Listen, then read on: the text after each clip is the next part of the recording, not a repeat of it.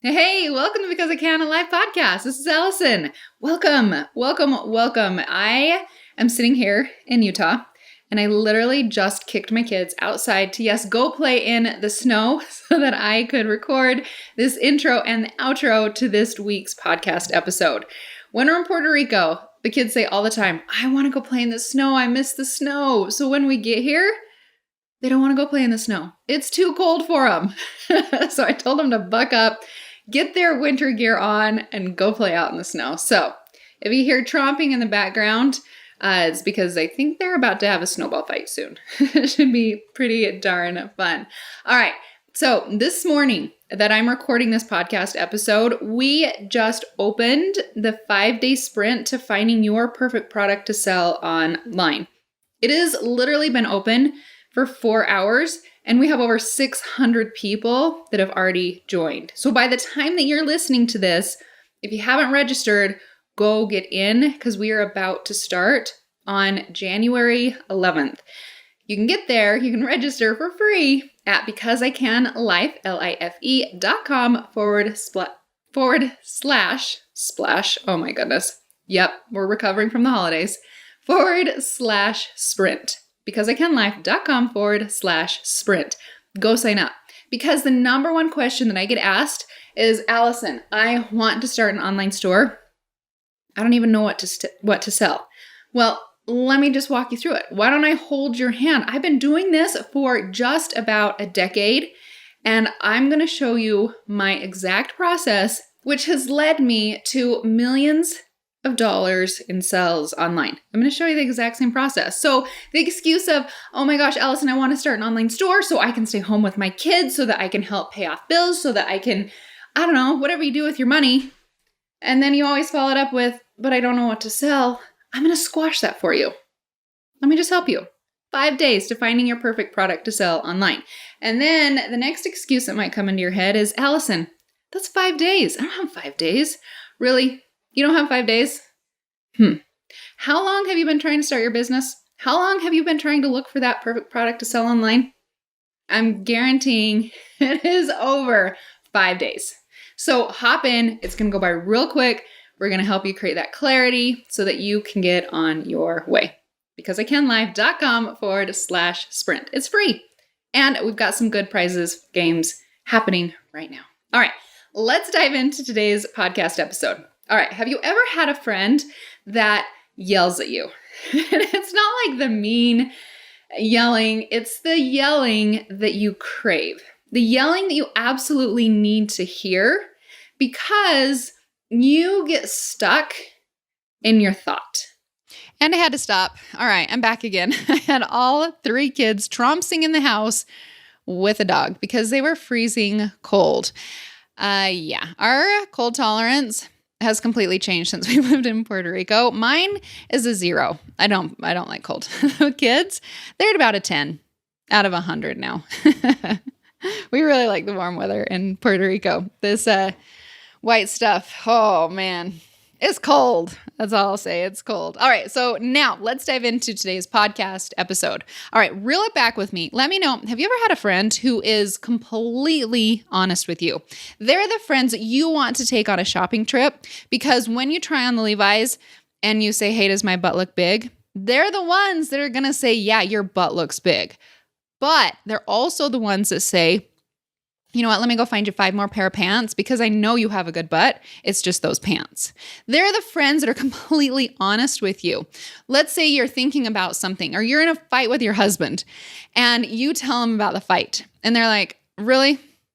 Was it the husband or was it you just in a bad mood? And you're like, oh, yeah, it was probably me just in a bad mood. Don't you love friends like that? They're the ones that will call you out because they love you, because they're watching out for you, because sometimes we get stuck in our own heads and we need another person to help us say, hey, wait a second. Are you sure you're thinking right? Let me help you solve your problem. Let me show you how to solve the problem. So I want you to think of that person right now. So this person to me, I actually met her a little over a year ago. We were at an entrepreneur party, and I've known her in the online space for a few years. I've actually followed her. She is very, very, like, I would say the queen. She and her husband are the queen of online challenges. They know how to do a challenge like nobody's business.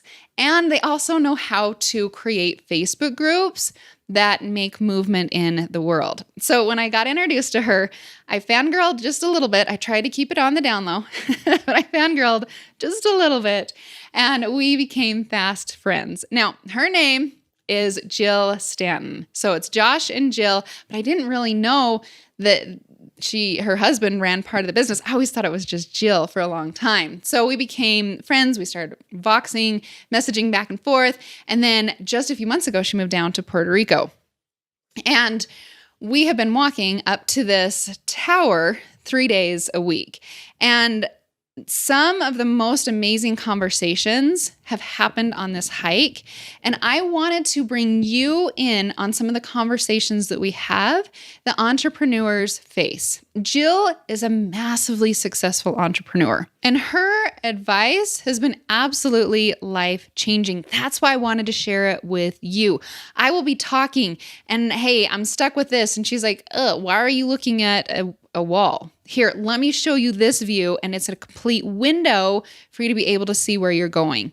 And so the stuff that she has to share with you, it's like that best friend that's going to help improve your life. So get ready.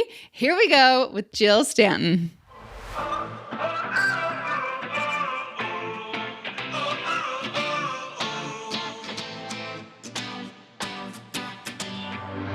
All right, Jill is here. Jill just got done with our morning hike that we have been so consistent with.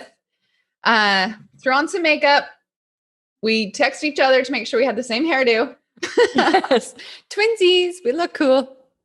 And we talked about on our hike today, the most amazing thing that I think you can bring to people that are starting their business. And it's 3 ways that their mind and their thoughts are stopping them from getting to their first $100,000. And when you said that, when we started talking about that, and then the 3 things, I was like, wow, this is going to be so good. So good. So let's first start out, tell people a little bit who you are, and then let's dive right into it. Yeah. So I'm Jill Stanton. I'm one half of Screw the 9 to 5. And I'm now the founder of a new brand called Millionaire Girls Club, which is all mine. Something I've never done. I'm so excited about it. And I have a lot of feels, which I talk out with Alison every other day on our hikes. And it's going to be so amazing. You're launching it January 12th? My podcast launches January 12th. Yeah. Okay. But my IG is up and kicking. I mean, at the time of recording this, I don't know what's happening with my website. Yesterday it broke. So I hope by now it's fixed. But yeah, it's just this, I've had this idea for the last 2 years and I sat on it. And truthfully, as I peel back all the reasons why, I realized it all came down to mindset. It all came down to fear. It all came down to the beliefs I held about myself. Why it wasn't a good idea. I've been building businesses with my husband since 2012, and I use that as a crutch. Josh is very structured. He's very logical. He's a great teacher. He's a great coach. And I realize I made that mean that I wasn't as good as him. Not that I couldn't have like my own style or my own flow or my own mission, just like I compared myself to him, even though he's been teaching and coaching for, 8 years. And so that's what the mind will do to us. That's where our beliefs come in. And it's they so can really interesting. Do a number on us. Because I was telling you, I only knew you as your brand. I didn't even know who Josh was. I thought the minute you said that, I was like, wow, that was a big eye opener. So fascinating how our brain tells us other things that are not true. Mm-hmm. Okay, keep going. That's why I love our hill hikes, because you and I each work out our own stuff, right? Like you've peeled back so much of your stuff where you thought, no, it has to be this way, or it can't be this because of this. And I've worked through the same stuff. Like, oh my God, what happens if MGC doesn't work? Or what happens if people don't like it? Or what happens if it falls flat? Or no one wants to coach with me, or whatever it is, right? Like, am I really, am I sabotaging screw the 9 to 5 because I'm leaving it, or not leaving it, but like stepping out of the day-to-day of it to build my own thing? And I realized as I started to really get conscious around this stuff is the only sabotage here is me not pulling the trigger on MGC and doing something that means so much to me. So again, this is like why I love all things mindset, because especially if you are in the beginning stages of your business, like we are not taught how to think like entrepreneurs. We are taught how to think like employees. That is what we learn in school. That is the overall, vibe of the world, essentially, is we train up people to be great employees and to make, a decent, livable salary, and not get too far ahead and have a lot of struggle and have a lot of like complaining in our lives. And so, switching that mindset, going from thinking like an employee to thinking like an entrepreneur can trip a lot of people up, because it's not natural, right? Like growth for most people feels really uncomfortable. And so entrepreneurs lean into discomfort, whereas employees lean into comfort. And so it's kind of flipping that and unwinding that can really trip people up. So I'm super excited to jam on this. Yeah. You should have an Instagram card that says that. It's true. I'm pretty sure I've definitely batched something around that. So I'm a huge believer in it. It's true. And I was listening to something the other day where they were talking about in school, we learn algebra, we learn our ABCs. Then we graduate and we go into this world that revolves around money, that revolves around responsibility. Yeah. And we're not taught any of that. And then we're expected to survive and thrive. And there's no education around it. So anyway, yeah, I love that you said that. Especially how to think in an empowering way about money.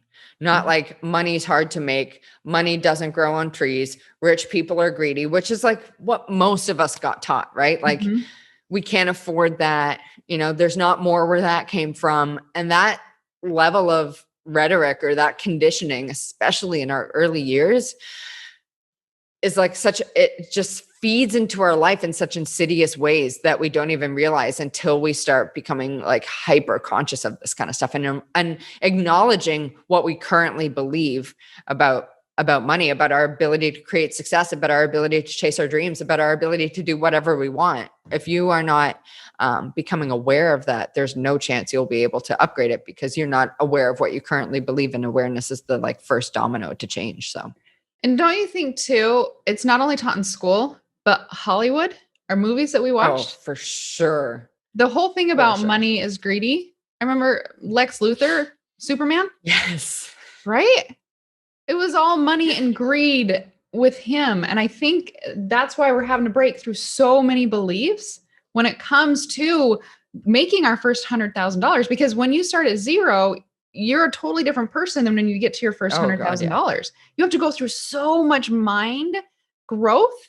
It's not money. It's mind growth that you're going to see. Sure, you'll have the money, which is great, but you can't have the same mindset at 100 that you did at 0. And then to get to 1 million, that takes another like total quantum leap in the way you think. And I think like even to make your first dollar, you have to think different, right? Like you have to believe you can do it. And then to make your first 1,000, your first 10,000, your first 100,000, your first, 500,000. I mean, I feel like I'm not even the same person I was 3 weeks ago. Agreed. Right? Like entrepreneurs this is like the advantage we have is we're so comfortable with change, even though it doesn't feel comfortable, but we're agile, right? Like entrepreneurs will tweak and pivot at the drop of a hat. If something isn't working and we don't make that mean anything disempowering about us, like, oh my God, I'm a failure.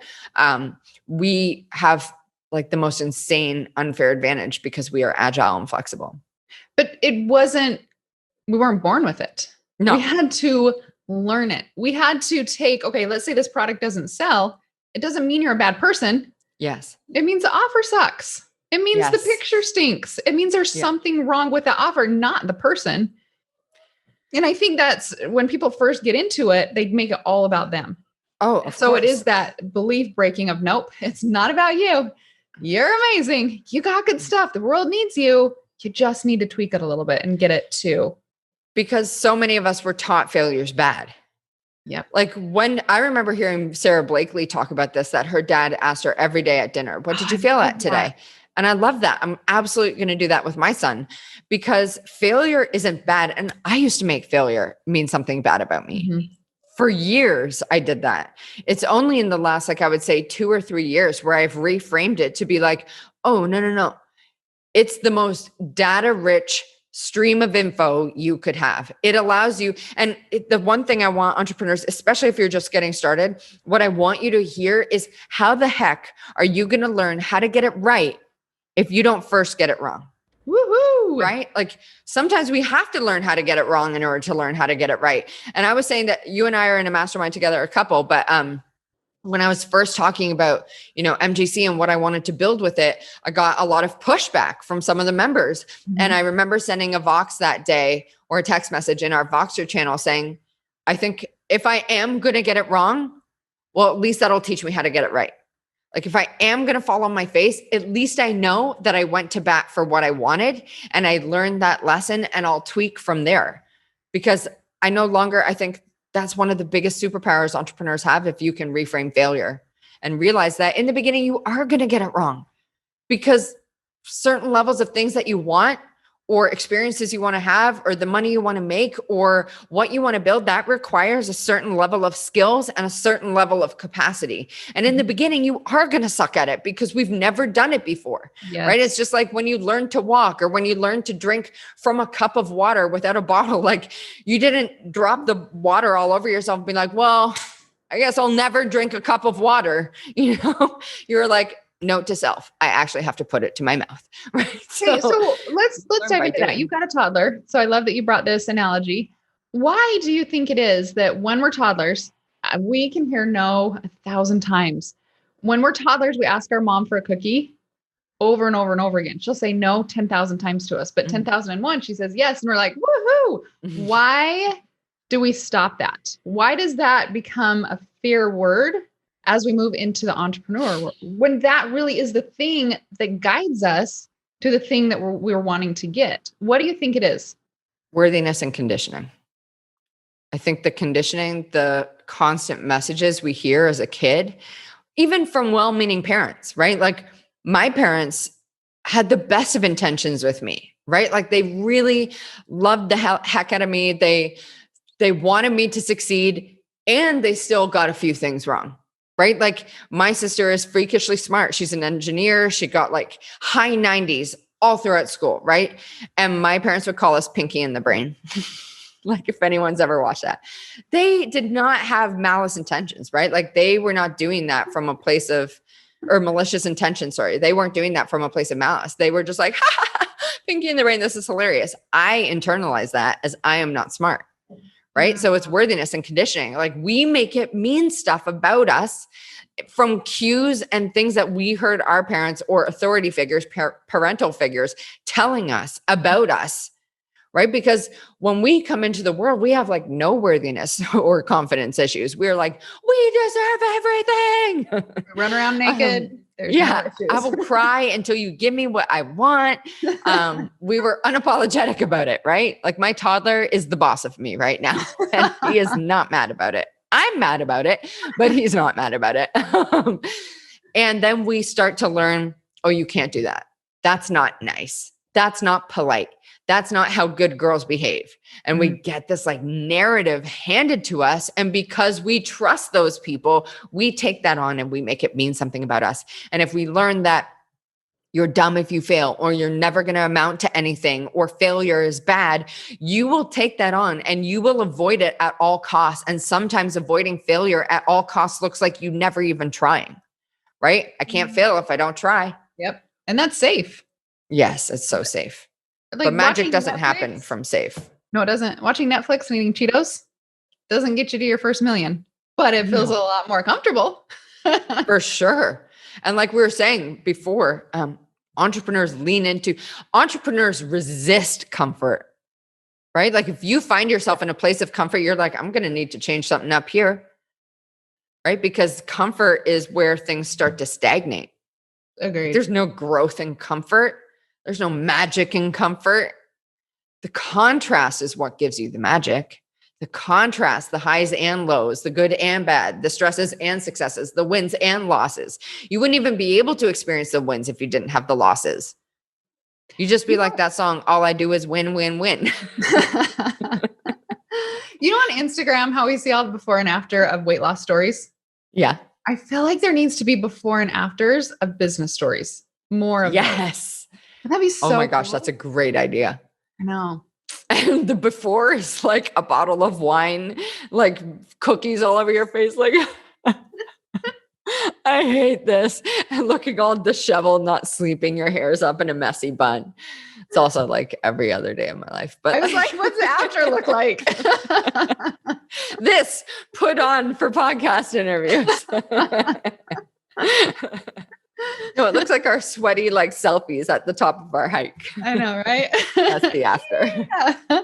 Okay, so let's go into 3 things that I believe you told me, and I'm like, oh yeah, are going to help people to get to that 100,000. Like the things that are stopping them right now, we're going to stop them so that you can break through to your first 100,000. Okay, so yes. Number 1. So the first one is radical responsibility. And I really believe this is one of the most common traits amongst the most successful entrepreneurs I know. And it's the notion that you are the only one responsible for how you experience your life. And I always get pushback around this because people come at me and they're like, well, how am I responsible for growing up poor? Or how am I responsible for my VA who ghosted me? Or how am I responsible for my circumstances or coming out of a, abusive or a traumatic childhood or anything like that. And it all comes down to response ability, your ability to choose your response to any given situation, how you want to show up, right? The action you want to take moving forward, the focus you want to give something or not, the people you want to have in your life, the conversations you take part of, the investments you make in your business, the results you get, who you work with. You are responsible for it all. And when you get this, you will see how much power you have to take control of your life. So I always say to people in our boot camps and stuff inside Screw the 9 to 5, like, where are you not taking responsibility in your life? Where are you abdicating responsibility or blaming someone else or, blaming, I don't have this because of this person, or you're justifying why you don't have the results you want or the life you want or the money you want, the relationship you want, the team you want, the results you want, the friendship circle you want, all of that. When you justify that, you are giving your power away versus when you can sit in a place of responsibility, when you can be like, no, it's on me to create all of that. That's when you get back into the driver's seat of your life because you can choose how you want to respond to any given circumstance or situation, right? Because your life will not fit around, or your beliefs or who you become will not fit around your life. Your life matches that. Your life matches your beliefs. Your life matches who you are being. And if you are being someone who sits in victim mentality and you complain and you blame and you justify all the reasons why you aren't where you want to be, you will forever be at the mercy of that until you step up and start taking responsibility for how you were showing up, what you were doing, the thoughts you were thinking, the beliefs you were holding, the actions you were taking, and the results you're getting. Oh, that is so good. So good. Okay. So let's go back a little bit on that. Mm-hmm. Because they're thinking that to be truth, they are the victim, or this did happen to me. Mm-hmm. How does someone realize that? How do they say, oh, wait a second, that might not be truth. I haven't gotten out there and put my offer out into the world. That's why I'm not making sales. Instead of nobody's coming and buying from me. How do people stop with, I don't even know how to express this the right way, but it's their beliefs are so strong in what they believe that they don't know how to believe another way. What are some exercises or things they can do to start thinking differently? I think the biggest thing you could do, or the most fundamental thing you could do in the beginning to build this awareness muscle, is acknowledging your current beliefs, right? Because you can't change what you don't acknowledge. And yes, I did just drop a Dr. Philism on this podcast because it's so true. So acknowledging, like, what do I currently believe about my ability to insert the outcome you want? What do I currently believe about my ability to sell $1 million in product on the internet? What do I currently believe about my ability to make my first $100,000? What do I currently believe about my ability to quit my job? What do I currently believe about my ability to take messy action? What do I currently believe about, you know what I mean? Like, you just ask yourself all of these things and you sit and you get quiet. Most people won't do this work because it's uncomfortable, right? Because once you have that awareness, you then have two choices. One, change it, take responsibility, become who you want to be, become the person who has the habits, who takes the actions, who sets the boundaries, right? And then honors those boundaries, who surrounds themselves with people who match their future. That's why I love what you're doing here for your community. Like, you are creating this cool community of women who are going after it. They're changing their lives by selling stuff from around their house in the beginning and putting that online. In the year and a bit that e-com became like the bee's knees of the world, right? Like, this is your guys' moment. And I love that you were like shepherding them through this process. So acknowledge that. Where am I currently at? What do I currently believe? And then, like I said, you have two choices. One, change it. Or two, keep doing the same thing. Stay the same person and keep getting the same results or lack of results that you've been getting, and continue to sit in victim mentality, complaining, blaming, and justifying why you don't have what you say you want. I love it. I love it. Okay. Can I say one thing that you've helped me a ton with is you got to find someone who isn't afraid to yell at you in a nice way. So Jill and I, we've been going for these walks, and I'll say something, and Jill, you'll stop and you'll look at me and be like, huh? No, that's we got to thinking. rethink that. And then we talk it through. And at the end of it, I'm like, I didn't even realize that. And so surrounding yourself with people that aren't just yes ma'ams and saying, wait, why? And start questioning you about why you believe you can or can't do the things that you can do. So agreed. The whole And you've done that for me with MGC, where I'm like, I don't know if I could do this. And like, what happens if people won't join my stuff? And you just you breathe so much life into me. So right back. Because I can see it. I think we can see each other 100%. So much quicker. And the lies that we tell ourselves, then we can see in our own selves. So true. So find someone. If you can't figure out what questions to ask. Find your hype woman. Yep. Okay, let's go into number 2, the second one. Okay. Yes. So this is all about thought stacking, or essentially it's like, okay, I'm just going to call it thought stacking. And as you guys are listening to this, I want you to like ask yourself, have I ever said anything like this? Like, have you ever compared yourself to another entrepreneur online, right? Like, maybe for you, that looks like she's younger than me, or I should be further ahead by now, or she makes it look so easy, or she looks better than me. She's smarter than me. She has a bigger team. She comes from a better background. She makes more money. She has a bigger audience. She's better at sales than I am, or she's better at photography than I am, or she has more help, or like whatever it is, right? Have you ever found yourself getting into that trap? Have you ever found yourself in a place where you just keep thinking negative thoughts over and over, and it starts to build so much momentum that it feels like you're spiraling? I have a feeling that a lot of people who are listening to this is like, right here, bro. Everybody's I did that like this morning. Yeah. That's what we call thought stacking. And it's what your brain does when you get into that mode, right? It's calling up other negative thoughts to support that first negative thought, and it's building momentum. And that's why it can feel really challenging to like switch into thinking positively. I am a money magnet. You know, your brain doesn't believe it. And what's more is you don't believe it. Right? You don't believe it when you're like, she's better than me. She's smarter than me. She's blah, blah, blah, all the things. And then you switch into money flows into my life effortlessly. You're like, no, it doesn't. You challenge it. So it's not about thinking positively. Instead, it's actually about learning how to minimize negativity. And the reason this is so powerful is because a negative thought, and this kind of speaking to what you and I were talking about on our hike today, like why do so many people skew towards the negative, right? Or why do they believe the negative so much more than the positive? It's because a negative thought especially, actually, I'll get to this. A negative thought is 4 to 7 times more impactful than a positive thought. And when you say it out loud, it's 10 times more powerful. So a negative statement, when you say it out loud, is actually 40 to 70 times more impactful than a positive statement. Jeez. And that's why when you say things like, she's further ahead than me, I knew I wouldn't be able to do this, I'm not smart enough, I'm not pretty enough, I'm not old, or I'm not young enough, I'm not techie enough, I'm not any of that kind of stuff. When you say that stuff about yourself to yourself, you give it life.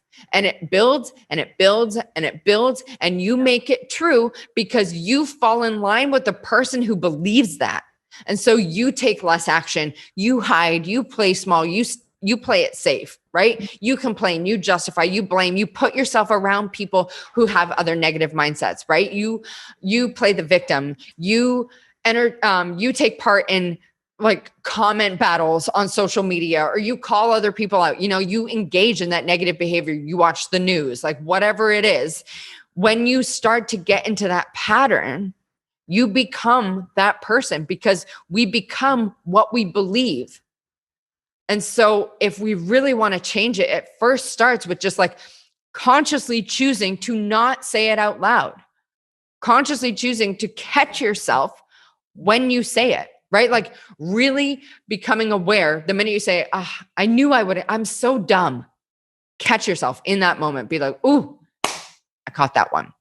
And then you just start to build awareness. It becomes this muscle. You might not get it right every time in the beginning. You certainly won't, right? It's always going to keep coming up for you. But if you can catch it in the moment and cancel it as soon as you're aware of it. Like if you're a weirdo like me, I will literally say cancel out loud. Like, and if I'm really in a thought loop, like I'll say cancel over and over out loud until I've just like interrupted my thought pattern. Like I'll just sit there on the patio by myself, like cancel, cancel, cancel, cancel, cancel, cancel. Like just telling myself like, no, I don't want to think that way anymore. That's not who I am anymore. I refuse to. And then once you've caught it, you've canceled it, then we correct it with the new belief you want to believe. I'm getting better at this. I'm building skills. I'm raising my capacity. I'm getting better on video. I know how to present better. I know how to take better photos. I'm learning. I'm becoming a better version of myself. And we start to step into a more empowering view of ourselves. And from there, things really start to take shape for us, because it's not like you're never going to compare yourself to people online, right? I still do it. You probably still do it, Al. Yeah. It's not like we don't do it. That's never going to stop. It's just about learning how to not take those comparisons seriously anymore. It's about learning how to not make those comparisons true, not give them meaning, not make it capital T truth. This is what I believe about me. It's about learning how to take that power back and start reframing it to be in alignment with what you want to believe. So catch, cancel, correct. Correct. Yeah. Oh, that is so good. And I love that you are saying, don't tell your brain a lie by saying magical, I'm the best in the whole world, because your brain's not going to believe it, but you're speaking truth. The correction comes from the truth of I am getting better. Not I am the best, but I am getting better. And then your brain starts to believe that. 100%. And it's just like watching your I am statements. Like even, so one that I came into was like, I can't say that I'm a millionaire because I didn't believe it, right? Because at that time it wasn't true. Mm-hmm. So I would just say, I'm on my way to experiencing wealth, which was absolutely true. I'm on the path to building wealth, which was factually true for me. So I could get behind it. Or I'm getting better and better at managing money. I'm getting better at creating money. I'm getting better at growing money. I'm getting better at sales. You just start to tell yourself truer statements.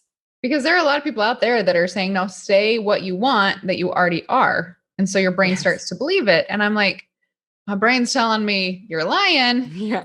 Your brain's like, malfunction, like abort. Yeah. And I love this concept too, because we're practicing it And then we start to see it, and then our brain holds it, and then we become it. Yes. What you think and say is what you create. And so really take that seriously and be conscious about it, because most people will think by default. Be conscious in how you want to think, and you'll watch your whole world change. I write notes, and I got lots of notes going on. Why don't you take notes on our hike? Rude. I'm kidding. Oh my gosh. We should record some of those conversations, even though there'll be a lot of like pausing. Yeah, you would have to bleep me so many times. The whole episode would just be Jill bleeping. Are you proud of me now, though? I haven't needed to be bleeped once. I'm so proud of you. I was referring to the really, really steep part where we're so out of breath we can't even hold our conversation. Yeah, fair. It's just like the fast forward part. Okay, and then the third one I wanted to jam on was money as a tool. And I learned this one in 2019, and I might bring in another piece that really served me as well, which was playing to win. But this really made a dent for me in 2019, because before that, I white knuckled money. Like, I was scared to spend it. I was scared to lose it. Right. Mm-hmm. But what I realized is money doesn't have any meaning. Right. The only meaning money has is the meaning you are choosing to give to it. It's scarce. It's abundant. It's hard to make. It's easy to make. It's everywhere. There's never more where that came from. Right. Like, the meaning money has is the one you are giving to it, which is great, because that means you're in control of it, which is extra great because it means you can change it. And so money is a neutral tool. Money's energy. And when you white knuckle it, it's like you're being a stage 5 clinger, right? And if you've ever gone on dates where you're like, oh my God, that was so fun. And then the person turns into a stage 5 clinger and they're texting you nonstop, like, when can we go out again? When can we go out again? That was really great. I miss you. I didn't know when can we go out again? Because you've had one boyfriend in your life. Jared. Shout out Jared. But for myself, at least, who has had more than one boyfriend, to say the least, the stage 5 clingers always turned me off. I was like, no, I do not want anything to do with this, because they're needy. And that vibe of neediness and desperation, money runs so far away from that. Because all you're doing when you operate from that place of, I need to make money, or I want to make money, I need this to work, is your focus is on the not having of the money. And so the universe, God, whoever, the higher power, is like, cool. Well, she seems to be focusing on the fact that she doesn't want money, or that she doesn't have money. And what we think about, we attract. And so I'm just going to bring her more circumstances to facilitate the wanting of more money, or the needing of more money. And so it seems so backwards, because most people think, no, I am focusing on wanting more money, or I am focusing on like making more money. But really, when you dive down into the depths of it, the focus is on the not having of it. And that's what you perpetuate. And so viewing money as a neutral tool allows you to see that money comes, money goes, money's easy, money is everywhere. And it's only your meaning that you are assigning to it that is either attracting it to you or keeping it away. And then viewing it as like, again, this tool that we can use to make more of it is one of the most empowering things, because then it's not scarce. Then we don't need it. We're leveraging it. We're using it in an impactful way to get our products out there, to get our message out there, to connect with the people who are aligned with what we have to say and sell. Mm-hmm. And money is like the fast track to all of that. And then the second piece I wanted to tag on to that is another aha I had right around the time of money as a tool was playing to win versus playing to not lose.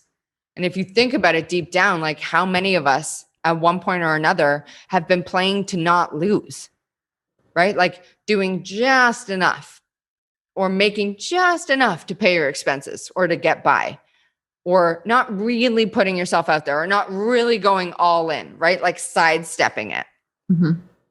right? Whereas when you're playing to win, you're all in, right? Because you know that failure doesn't mean anything. Failure is just a stream of info that helps you get better. And so when you can operate from that place of playing to win versus playing to not lose, you will watch your life become so much more magical because you're all in. You know, you have nothing to lose because you are the creator of everything you have. So that was just like such a eye opener for me. So good. That's like the burn the boat story where burn the boat. There's no going back. You got to go forward. No plan B. Let's do it. No plan A.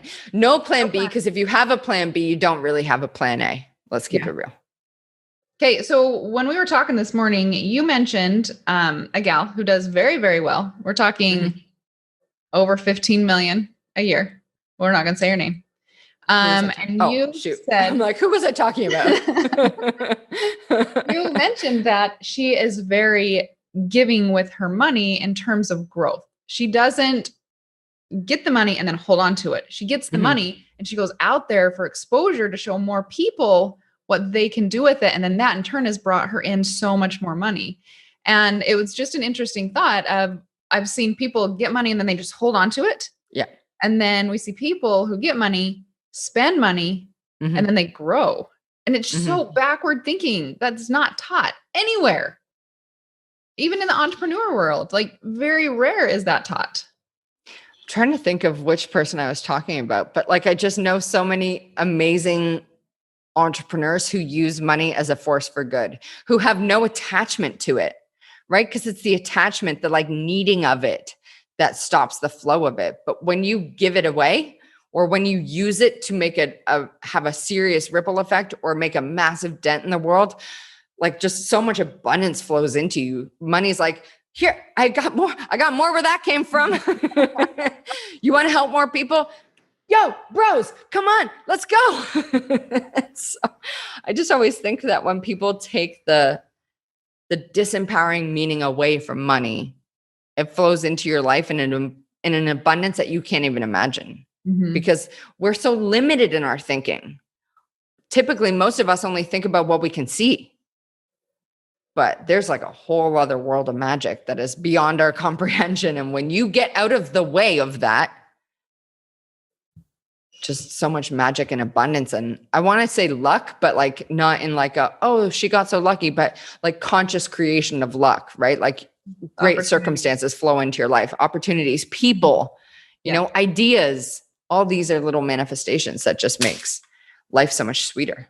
So there's this guy in Utah, Hunsaker. He's one of the richest people in Utah.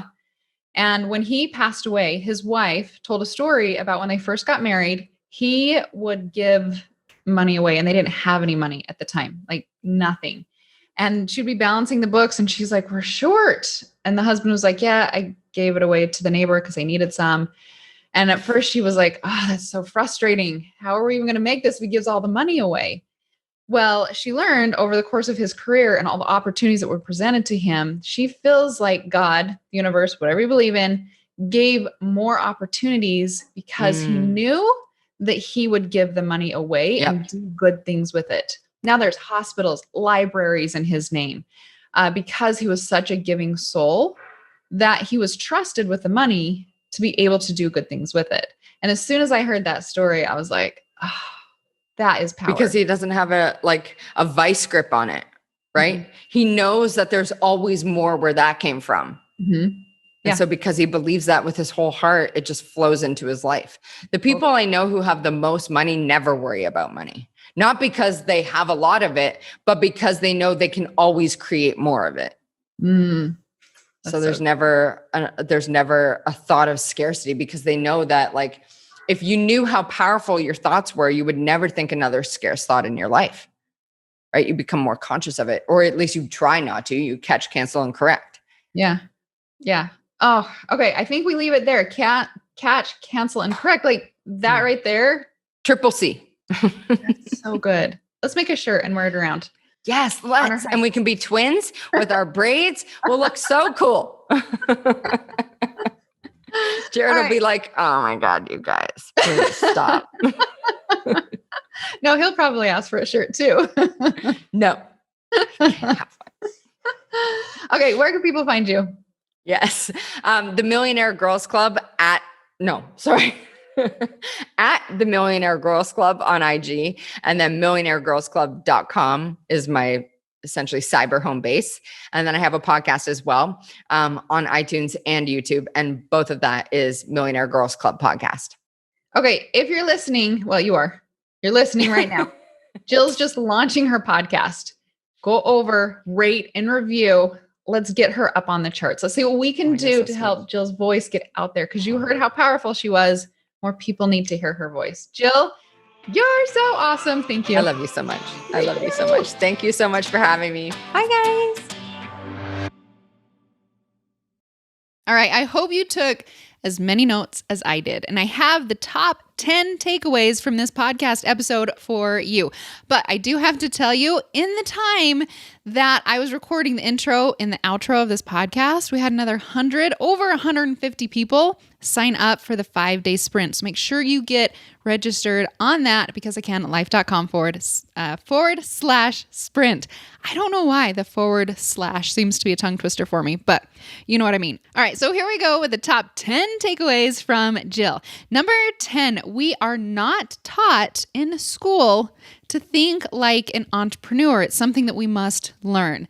Number 9, growth feels uncomfortable. Number 8, radical responsibility. Ooh, I loved that one. This is how you respond is the result that you get. Number 7, thought stacking spirals can paralyze you. And then 6, you become the person you believe you are. Number 5, don't say it out loud. Catch it before you say it. You want to catch, cancel, and correct. And that one was number 4. I love that. The 3 C's, catch, cancel, and correct. Number 3, watch your I am statements. Don't lie. Change it to I am getting better. Number 2, money is a tool. It's neutral. You put the drama behind it. All money does. It's a tool. It helps us. It's a neutral. And then the last one is, do you play to win or do you play to not lose? Oh, that was such a good podcast episode with Jill. So grateful for her generosity, for sharing so much value with us today. I hope you love it. Yeah, it was good. Don't forget to go leave a review and rate and review us over on podcast, over on iTunes. Oh my goodness. I've got my daughter over here to the right distracting me. You guys, total mom life. So when I'm at home, I can shut myself in a room. But here at the cabin, it's a free-for-all. Anyway, I hope you have a beautiful day. I'm excited to see you next week and also excited to see you in that 5-day sprint. I'll see you there. Bye.